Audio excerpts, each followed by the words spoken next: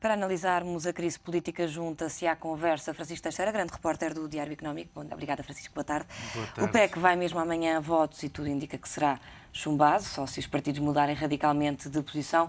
O Primeiro-Ministro deverá demitir-se logo em seguida, ao que se sabe. A habitual audiência semanal foi, enfim, passou para quarta-feira, em vez de quinta-feira, sexta, como costuma ser. Essa permanece a grande dúvida do ponto de vista, enfim, político. Não há, aparentemente, enfim, a política tudo pode mudar, mas eu diria, enfim, com 99% de hipóteses, o PEC será chumbado amanhã. O debate começa às 3 da tarde, é possível que a votação decorra por volta das 5h30, 6 da tarde, numa altura em que José Sócrates encaminhar-se-á para o Palácio de Belém, para a sua reunião habitual com Cavaco Silva.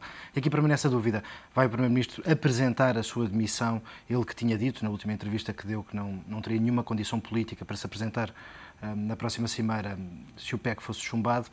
Permanece essa dúvida e também o que Cavaco Silva fará. Sendo certo que os sinais que chegam do Palácio de Belém, nós hoje acabamos por também escrever isso e deixar isso muito claro, o Presidente nada fará amanhã, quarta-feira, enfim, a poucas horas do início da Cimeira Europeia, aguardará para ver o que dirá, enfim, o que dirão os vários líderes europeus, e depois é natural que, caso José Sócrates apresente a sua demissão, ou mesmo que não a apresente, que a partir de sexta-feira, ao final do dia, ao longo do fim de semana, ou então no início da próxima semana, o Presidente dê início, então, a duas decisões que tem que tomar antes de dissolver o Parlamento. Isto é, ouvir formalmente todos os partidos políticos representados no Parlamento e também o Conselho de Estado. Sendo certo que nós já sabemos aquilo que pensam os partidos políticos e, basicamente, aquilo que pensa quase todo o Conselho de Estado. Têm falado publicamente todos os conselheiros de Estado, 2 ou 3 ainda não se pronunciaram, Leonor Beleza, Gomes Canutilho, mas Jorge Sampaio, sobre esta questão muito concreta, falou há 2 semanas para dizer que o país estava, de facto, em muito mau estado. Todos os outros têm-se pronunciado e têm apontado, enfim, a estabilidade política, têm pressionado a existência de alguma estabilidade política, uns a favor de eleições, outros contra eleições, sendo certo que todos coincidem no ponto. O país não pode mais dar-se ao luxo de ter um governo minoritário nestas circunstâncias, enfim, de emergência, que são precisas medidas muito duras, muito difíceis de aprovar, impopulares, e que são um governo, enfim, alargado no Parlamento, um governo maioritário, sobre isso não há a mínima dúvida, mas também com vários partidos conseguirá, de certa forma, que sejam aplicadas as medidas. Marcelo Rebelo de Sousa. Marcelo Rebelo de Sousa, Mário Soares também o tem defendido, enfim, Lobo Antunes também apelou a alguma estabilidade na entrevista que deu ao A haver, de facto, Diário eleições Económico. e a não se ter um quadro político claro de uma maioria, é possível o entendimento entre PS e PSD, mas sem José Sócrates à frente do PS? É bom não esquecer que Paulo Portas fez essa proposta em junho do ano passado, talvez para tentar forçar, enfim, condenando a partir de uma boa ideia, quando a fez no debate do Estado da Nação. Aquilo que propôs foi que José Sócrates saísse e os 3 principais partidos se entendessem para um governo de salvação nacional, em que todos os membros deste governo, no final deste governo de salvação nacional, não seriam recandidatos, ou seja, não haveria dentro deste governo alguma gestão da agenda político-partidária na tentativa de catapultar para umas próximas eleições. O governo acabou por dizer que se tratava de um arranjinho de poder, e aquilo que se percebe, até pela agenda do Partido Socialista, por todos os discursos, é que o PS continua a jogar numa pista única e à frente dessa pista continua José Sócrates. Portanto, só eleições, só o resultado das eleições poderá ditar aquilo que será a formação do próximo governo, sendo que há, à partida, por parte de Pedro Passos Coelho, uma enorme capacidade de entendimento com Paulo Portas. Se PSD e CDS-PP, se PSD vencer as eleições, não haverá, tudo indica, uma coligação pré-eleitoral, a não ser, diria eu, que as sondagens apontem para um empate técnico e não apontem para uma vitória clara e inequívoca por parte de Pedro Passos Coelho. Portanto, tendo em conta aquilo que também, enfim, são os dados de todas as sondagens, Pedro Passos Coelho e o PSD estão à frente, veremos o que acontece.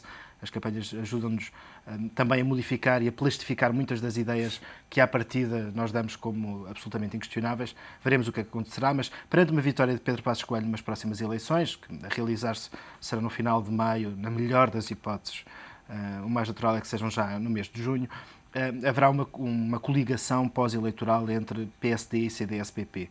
E Pedro Passos Coelho tem-no dito, ainda ontem o reafirmou, tentará um acordo alargado partidário no Parlamento e tentará, sem dúvida, colocar o PS dentro desse acordo, até por uma gestão, enfim, política. Isto é, um Primeiro-Ministro que chega, tentará que aqueles que foram os responsáveis pela governação nos últimos anos consigam acordar no Parlamento concertar no Parlamento medidas que vão certamente continuar a ser duras, e aqui percebe-se aquela que tem sido a argumentação do Partido Socialista, de uma forma, eu diria, muito inteligente, de pressionar Pedro Passos Coelho e o PSD a apresentarem as suas próprias medidas, sendo certo que se nós virássemos os protagonistas, isto é, se fosse Pedro Passos Coelho Primeiro-Ministro e José Sócrates líder da oposição, não esperaríamos que o José Sócrates nos apresentasse nesta altura medidas de austeridade. Foi de resto o que disse Francisco Assis esta manhã, mais uma vez, um membro do PS a apelar ao PSD para que apresente medidas alternativas. É o que falta nesta altura? Eu, sem ter a capacidade de fazer esta análise política, fazia aqui 3 ou 4 chamadas de atenção, digamos assim. Uma, a Bélgica não tem governo. A Bélgica em recorde mundial, sem governo. A Bélgica é um dos países que está a ser fustigado também pelos temas periféricos. Não tem governo. Como é que irá à cimeira? Pergunta que eu deixo. Sem governo. Não estão a fazer nada daquilo que é preciso, estão no Parlamento, mas sem governo. Portanto, a questão do governo é uma questão... É muito importante se o governo for bom. Se o governo não for bom e não fizer nada daquilo que se compromete, então já é mais discutível a necessidade do governo. Primeira questão. Segunda questão. Estamos ou não estamos sobre ajuda internacional? O papão da ajuda internacional. Nós já estamos sobre ajuda internacional. É claríssimo, há muito tempo que estamos a ser apoiados, intervencionados, a nossa dívida só existe. Só temos dinheiro porque alguém nos está a comprar, e é o Banco Central Europeu, que está farto, numa linguagem mais corriqueira, e agora está-se a arranjar um mecanismo internacional que, vírgula, já vieram os líderes europeus dizer que o acesso a esse mecanismo não é sem a presença do FMI. Portanto, a questão da ajuda internacional, vamos para os braços dos nossos credores, nós estamos nos braços dos nossos credores quando temos esta dívida. Ponto final. Vamos para os braços dos nossos credores, é isso que nós precisamos e é isso que vamos fazer à cimeira, é pedir que eles tomem conta de nós. Com o FMI, sem FMI, com a Angela Merkel, sem a Angela Merkel, a gente precisa de dinheiro. E vamos fazer tudo o que for fundamental para ter dinheiro. Porque se não tivermos dinheiro, rapidamente, em junho, se calhar não temos dinheiro para pagar as eleições. É o segundo grande equívoco. Este retrato acaba por provar que não há saídas fáceis, não há receitas mágicas. Só um terceiro comentário. Sim, também, bullet point, muito rápido. É que é fundamental que o governo que saia, se houver eleições, não houver eleições, haja um consenso nacional. Mas o consenso nacional não é para estarmos todos... Não é uma festa da aldeia em que estamos todos contentes. O consenso nacional tem que ser para definir um apoio parlamentar a um conjunto de medidas e para a execução das mesmas. Nós precisamos de um consenso nacional porque nós, se calhar, vamos ter que extinguir conselhos, vamos ter que extinguir juntas de freguesia, vamos ter que extinguir empresas públicas, vamos ter que acabar com os governos civis, vamos ter que mexer na educação, vamos ter que mexer na saúde, vamos ter que mexer na justiça. E isto só se faz com amplo consenso nacional e com a percepção de que estes lobbies todos vejam que os políticos deste arco central estão unidos e determinados, e se calhar não poderem ser apresentados a eleições é uma boa ideia, porque os imune destes lobbies, que vão finalmente acabar com o lobby da justiça, confrontar claramente o lobby da educação. Sobre os professores. A carreira dos professores tem inerente um crescimento de despesa de 2,3% ao ano, real, mais uma inflação de 1,7%, quer dizer que eles são aumentados 4% ao ano. Nós não podemos só cortar os salários deles, temos que mexer nas carreiras. Os professores todos não podem acabar a carreira no topo da carreira. Só se calhar 10% disto. E para mexer nisto é preciso um consenso larguíssimo. O nosso tempo já está curto.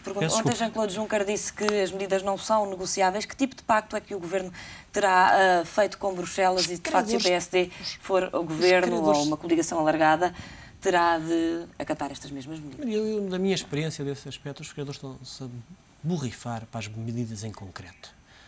Tem algum interesse, porque as medidas dão indicinais. O que eles querem é que nós tenhamos 4,6 reais, não é como o ano passado com o fundo da PT, 4,6 reais, 3% em 2013, 2% em 2014 e, de preferência, equilibremos ou passemos para superávit para pagar uma dívida colossal que nós temos. Isto é o que eles querem. Se nós vamos cortar mais nos salários, se vamos cortar nos institutos, para eles a escolha não é vocês vão fechar a RTP ou vão cortar os salários. Se nós não conseguirmos chegar ao valor, façam os dois. Se conseguirem chegar com um e claramente mostrarem que, olha, estão aqui as continhas, e vamos chegar aos valores que nos comprometemos, e a longo prazo vamos chegar a isto, é o que se quer. Então, o que eles querem. Francisco, olhando já para a campanha, José Sócrates é um animal político, todos dizem. Como é que será esta campanha Passos Coelho, José Sócrates? Passos Coelho terá que trabalhar muito para enfrentar um José Sócrates que já se sabe que nestes palcos é muito bom. Mas terá uma enorme dificuldade, isto é, José Sócrates não mais poderá fazer o discurso de 2005, um discurso de challenger, a lei incumbente, ele está cá há 6 anos, jamais poderá fazer o discurso de 2009, isto é, esconder os reais problemas do país e assumir ele que tem solução para tudo, com o investimento público, as grandes obras públicas, ele que criticava ferozmente Manuel Ferreira Leite por rasgar, reavaliar, reanalisar uma série de investimentos públicos, portanto, ele terá que ser um terceiro José Sócrates, no espaço de 6 anos. E, portanto, isso tem naturalmente custos políticos. Não basta diabolizar o FMI e o PSD. O PSD que, ao longo do último ano, acabou por estar ao lado do Governo, enfim, em 4 momentos-chave, nos 2 orçamentos e nos 2 programas de estabilidade e crescimento, a verdade é que terá uma campanha muito difícil. E aqui Pedro Passos Coelho, que aparece, tem por um lado a inexperiência, não é? O Governo a tentar sublinhar muito esse aspecto. Um bando de garotos, tem sido dito, ouvimos Santos Silva dizê-lo e hoje também alguns elementos do Partido Socialista. A verdade é que o facto de não ter experiência governativa pode ajudar Pedro Passos Coelho no sentido em que também não tem responsabilidades no passado. Terá que provar e compensar esta falta de responsabilidade, enfim, falta de experiência política, com o quê? Com ideias, equipa. É acima de tudo isso que tem faltado a este PSD. Pedro Passos Coelho, em junho do ano passado, apresentou ideias muito claras para o país na revisão constitucional. Ideias que não foram bem recebidas. No último ano tem estado muito reativo e muito pouco proativo a apresentar uma alternativa. Eu creio que o próximo mês vai ser isso mesmo, uma consolidação dessa alternativa. Veremos como é que os portugueses a recebem. Francisco Teixeira, Pedro Gonçalves, muito obrigada pela vossa análise na edição das 12.